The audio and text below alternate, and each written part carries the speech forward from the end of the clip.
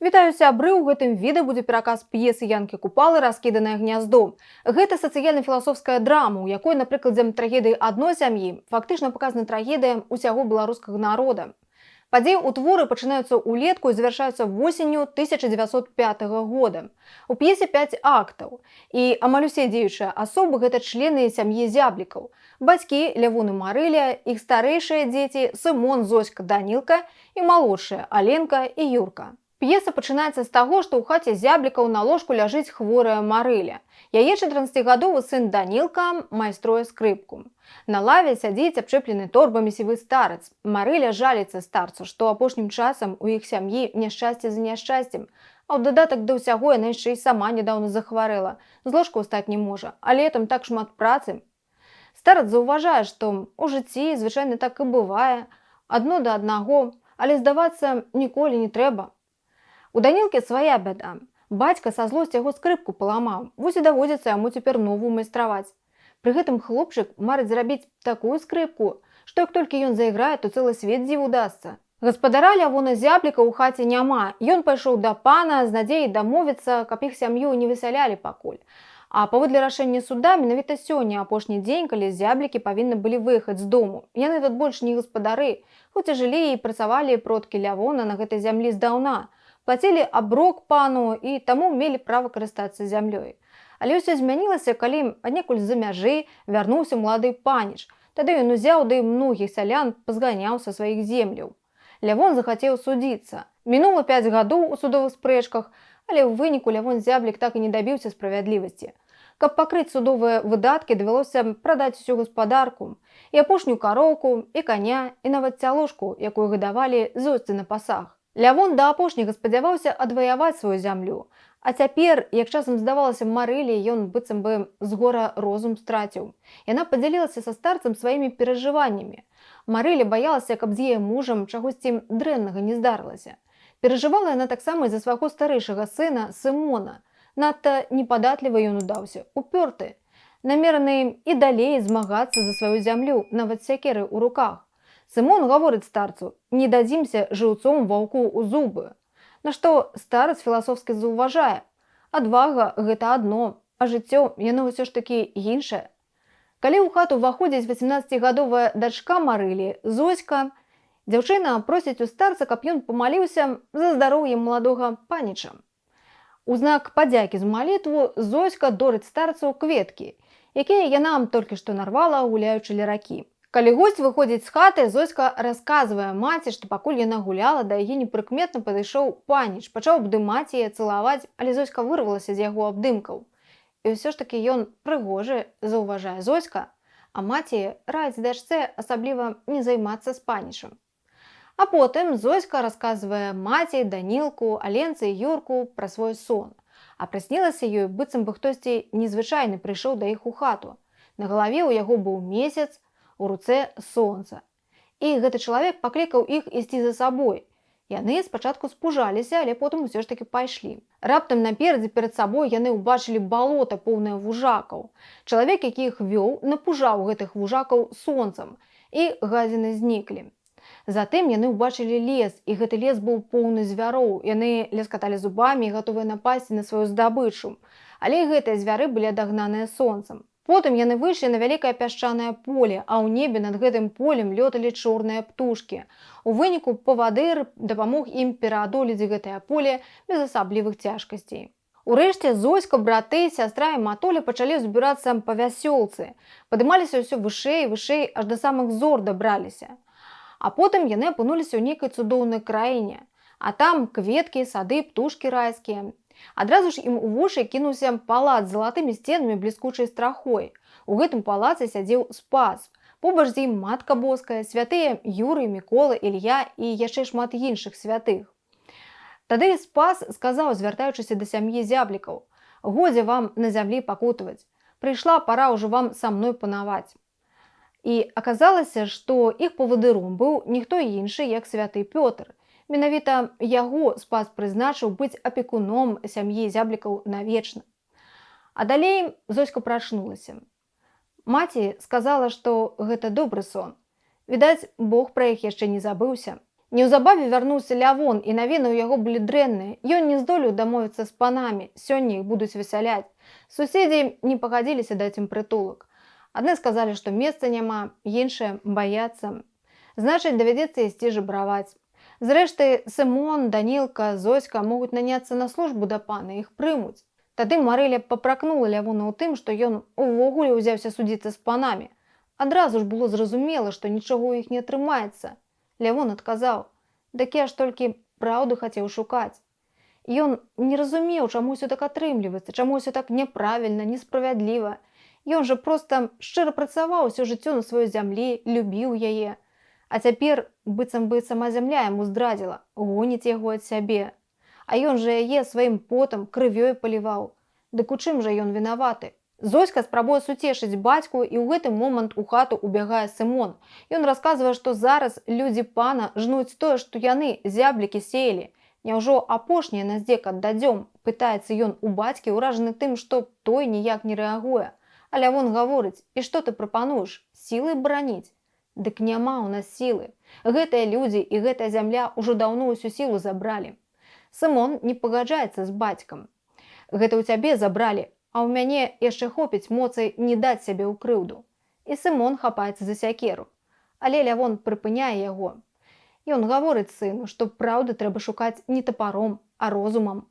Калі з хаты зяблікаў пачынаюць зрываць страху, Лявон выходзіць са словамі, што трэба падрыхтавацца ў вялікую вандроўку. Сымон ужо крыху супакоіўся, і ён нават удзячны, што не далі яму з сякеры ў двор выбегчы, а то ён мог бы там яшчэ забіць каго-небудзь, тады ім давялося б гніць у астрозе. Тым часам хату працягваюць разбіраць, і напужаныя Зоська, Данілка і Марыля збіраюцца выходзіць. А Сымон гаворыць, што ён ужо нічога не баіцца.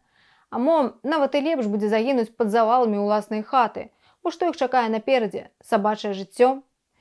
І якраз у той момант, калі Зоська ўспамінае, што тата іх доўга няма, у хату ўваходзяць людзі пана і паведамляюць, што Лявон павесіўся. На гэтым завяршаецца першы акт п'есы. Мінула 2 тыдні. Хату зяблікаў разбурылі, але сям'я так і засталася жыць тут, у сваім раскіданым гняздзе. Лявона доўга не хавалі, бо вялося следствам. Калі Сымон вярнуўся з могілак, ён расказаў Марылі пра тое, што тату за плотам пахавалі, таму што ён сам на сябе рукі налажыў. «Нічога не зробіш, памёр грэшнай смерцю, мусіць пакутаваць», адказал на гэта Марыля. Але сын узбунтаваўся. Вечная пакута, ад яе ніякай карысці, толькі чалавека ў звера пераўтварае. Затым Марыля паспрабавала ўгаварыць сына, каб ён усё ж такі папрасіўся на службу да пана, трэба ж неяк жыць далей. Але Сымон адказаў, што цярпець здзекі, прыніжэнне, лізаць зладзейскія рукі ён ніколі не будзе. І ўвогуле ён даў сабе зарок над магілай бацькі, што з гэтага месца ён не сойдзе жывым, не пакіне свайго разграбленага гнязда. Затым Марыля запыталася ў Сымона, чаму гэта ён з могілак без Зоські вярнуўся, дзе яна? А гэта ты ў яе запытайся, дзе яна прападае. Уся ваколіца толькі і гаворыць пра тое, што моя сястрычка родная у двор да паніша бегае, адказаў Сымон. Калі вярнулася Зоська, яна паспрабавала апраўдацца. Сказала, што была ў цёткі. Пазычыла ў яе сала і хлеб. Сымон на гэта заўважыў: «Ведаю я, у каго ты пазычыла. Вось толькі аддаваць як будзеш». Маці непакоіцца, яна пачынае распытваць Зоську, просіць у яе нават, каб яна прысягнула перад Богам, паклялася, што не ходзіць на спатканні да паніча. Але Зоська не можа даць такую клятву, бо яна і сама не ведае. Яна гэта ці толькі яе цень рэгулярна бегае на спатканні да маладога і прыгожага паніча. І тут з'яўляецца той, пра каго яны гавораць. Зоська закахана глядзець на паніча, і гэта добра бачыць Марыля. І яна звяртаецца да паніча: «Я ж цябе дзіцём нянчыла, карміла цябе, а магла утапіць, задушыць, але ты жывы. Дык не губі маёй Зоські». Але паніч адказвае ёй: «Позна ўжо, цётка». Затым паніч пытаецца ў Сымона, калі гэта яны адсюль з'язджаць збіраюцца.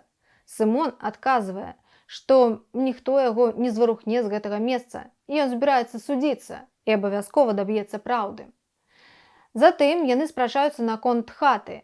Сымон пытаецца ў паніча, навошта гэта яго людзі яго хату раскідалі, не яны ж яе будавалі, а зяблікі сваёй сякерай.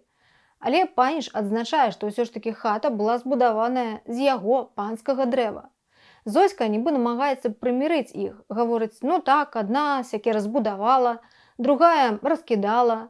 Але пры чым тут паніч? Ён жа ўвогуле той сякеры ніколі ў рукі не браў. У спрэчку ўмешваецца Данілка, і спачатку ён просіць паніча пазычыць яму жыл на струны і конскага хваста на смык, а затым нагадвае Сымону, што трэба было б і дрэва папрасіць, бо няма з чаго крыж на магіле бацькі паставіць. Сам стану крыжам на бацькавай магіле, рэзка адказвае брату Сымон. Трэці акт пачынаецца з таго, што Марыля сядзіць і шые сабе і дзецям жабрацкія торбы. Яна абвінавачвае Зоську ў тым, што тая працягвае бегаць на спатканні да паніча. Хіба і так мала ў іх няшчасцяў? Зоська адказвае, што яна проста хоча няшчасце на шчасце змяніць. Яна хоча іх выратаваць, няхай і гіне сама. Сымон робіць крыж на магілу бацькі. Дрэва знайшлося. Сымон сек рабіну, на якой павесіўся Лявон. І незважаючы на тое, што ўжо надыходзіць ноч, Сымон вырашае несці толькі што зроблены крыж на магілу зараз жа. Марыля гаворыць, што пойдзе з ім. Зоську з сабою не бяруць. І яна застаецца зусім адна на развалінах хаты пасля таго, як Данілка разам з малымі дзецьмі накіроўваецца ў сабачую будку спаць. Далей у п'есе пададзены дыялог Зоські з незнаёмым, які раптам пасярод ночы з'яўляецца ля раскіданага гнязда зяблікаў. І незнаёмы просіць Зоську, каб яна перадала брату, што збіраецца вялікі сход, і ўсім трэба на ім быць, бо на гэтым сходзе будзе вырашацца жыццё мільёнаў. А куды ісці, пытаецца Зоська. І незнаёмы гаворыць, што дарогу падкажа сумленне і жаданне шчасця сабе і іншым. А яшчэ ён дадае, што ісці трэба строга наперад, не азірацца, бо той, хто азірнецца, пераўтворыцца ў слуп. Зоська заўважае, што ёй тут страшна, і яна думае, а мо і трэба было б ісці. Але тут яна прамаўляе, што брат яе, напэўна, у найбліжэйшым часе нікуды не пойдзе, пакуль суд не адбудзецца. Ну, я яшчэ буду у вас, гаворыць тады незнаёмы і развітваецца з Зоськай. І завяршаецца трэці акт тым, што Зоська зноў збіраецца на спатканне з панічам. Але той сам прыходзіць да яе, і яна вісне ў яго на шыі. Мінула 3 тыдні. Данілка ўсё ж такі схадзіў да паноў і пазычыў у іх неабходныя матэрыялы, каб дарабіць сваю скрыпку. А Сымон чарговы суд прайграў. Але пакінуць сваё раскіданае гняздо ён упарта не пагаджаўся. Сказаў маці: злажу будку і будзем там жыць да вясны. А вясною шмат чаго ў свеце можа перамяніцца. Маці папракнула сына у тым, што вось яму і хату давалі, і службу у пана. А ён не пагадзіўся, жылі б ужо неяк. Але для Сымона скарыцца азначала толькі адно – аддаць сябе і сваіх нашчадкаў у вечнае рабства. Пакуль Сымон размаўляў з маці, да іх падышоў незнаёмы, той самы, які раней з Зоськай размаўляў. І ён заклікаў іх не спаць у гэты трывожны час, трэба на сход збірацца. На які сход, не зразумеў Сымон. Можа, зямлю даваць будуць, запыталася Марыля. Цмок выганяць будуць, патлумачыў незнаёмы. І сказаў, што гэты цмок здаўна на нашых землях пасяліўся. І ад гэтага цмоку ў людзей усе беды і няшчасці. Праўда, людзі пра гэта яшчэ не ведаюць, бо ў іх вочы нібы туманам засланыя. І ніхто гэтага цмока ніколі не бачыў, запытаўся Данілка. Ніхто, пацвердзіў незнаёмы. Дык як жа тады яго выганяць будуць, калі яго ніхто ніколі не бачыў? Здзівіўся Сымон. І незнаёмы патлумачыў, што калі ўсе вочы збяруцца ў адно месца, калі сход будзе скліканы, вось тады ўсе і заўважаць гэтага цмока. Дык ён жа, напэўна, небяспечны можа з'есці каго-небудзь, спалохаўся Данілка. І незнаёмы пацвердзіў, што і сапраўды можа з'есці таго, у каго не хопіць адвагі смела глядзець яму ў вочы. І тады Данілка сказаў, што ён у такім разе рызыкаваць не будзе і нікуды не пойдзе. А вось Сымон наадварот зацікавіўся, і ён задумаўся і не заўважыў, як незнаёмы знік. І толькі тут зразумеў, што не запытаўся ў яго, дзе адбудзецца гэты сход, куды накіроўвацца. Сымон падумаў, што, можа, Зоська ведае, яна ж таксама размаўляла з гэтым чалавекам. Можа, тады ён ёй сказаў, куды ісці, цяпер забыўся. І Сымон запытаўся ў Данілкі, ці не ведае ён, куды сястра падзелася. Данілка адмовіўся сказаць. Тады Сымон пачаў пагражаць, што пасячэ на дробныя шчэпкі новую скрыпку Данілкі, калі той не скажа, куды пайшла сястра. І тут яны ўбачылі Зоську. Яе прывялі людзі, якія служылі пры панскім двары. Яна ледзьве не скончыла жыццё самагубствам, хацела павесіцца ля панскага палаца. Апошні пяты акт п'есы пачынаецца з таго, што Данілка іграе на скрыпцы сумную мелодыю. Марэля разам з дзецьмі сядзіць ля вогнішча, грэецца. Данілка гаворыць маці, што трэба ўжо збірацца і ісці куды-небудзь адсюль. Марэля адказвае: а Сымон, а Зоська? Іх жа не кінеш тут адных, а яны ісці не хочуць. З'яўляецца старац і здзіўляецца, як моцна ў іх усё змянілася. Гняздо раскідалася, і птушкі разбегліся. Здаецца, сям'я большая была. Была, пагаджаецца Марэля. І расказвае, што Лявон памёр, а яе Зоська розум страціла. Ды і ў Сымона з галавой, здаецца, не ўсё ладна. Быў тут у іх нейкі шалёны чалавек, пра цмока апавядаў, пра сход расказвае, які дзесьці там збіраецца.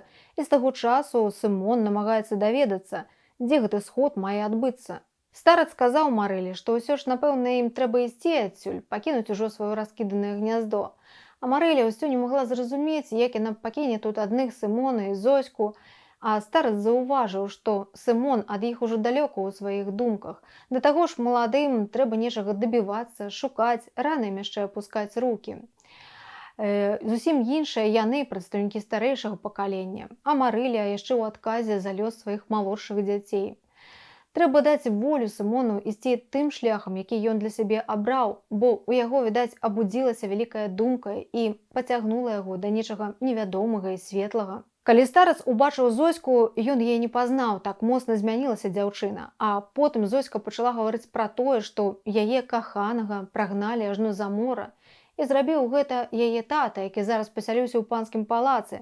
Але калі ўсе яны думаюць разлучыць яе з каханым, з панічам, то нічога ў іх не атрымаецца. Яна пойдзе за ім праз рэкі, бары, сухія пяскі, і яна абавязкова яго знойдзе, і яны зноў будуць разам. Пакуль Зоська гаварыла, дзесьці непадалёку спыхнуў пажар, усе звярнулі ўвагу на водбліск, і старац сабраўся адыходзіць. Напужаны Данілка папрасіў узяць яго з сабой. Надумалася ісці разам з імі, таксама і Марэля з дзецьмі. Затым яна паспрабавала надзець жабрацкую торбу на Зоську, падумала, што зможа як-небудзь угаварыць яе ісці разам. Але Зоська гневна крыкнула: «Торбу уздумалі на мяне надзець? Я каралеўна, всеўладная пані гэтай зямлі». Затым старац, Марэля з дзецьмі пайшлі, а Зоська засталася сядзець адна на зямлі ля дрэва. Сымон з'явіўся з таго боку, дзе палыхаў пажар. Ён быў узрушаны і, здаецца, цяпер дакладна ведаў, куды яму трэба накіроўвацца. Ён паклікаў за сабой сястру, а Зоська запыталася ў брата: «І куды гэта мы пойдзем, па што?»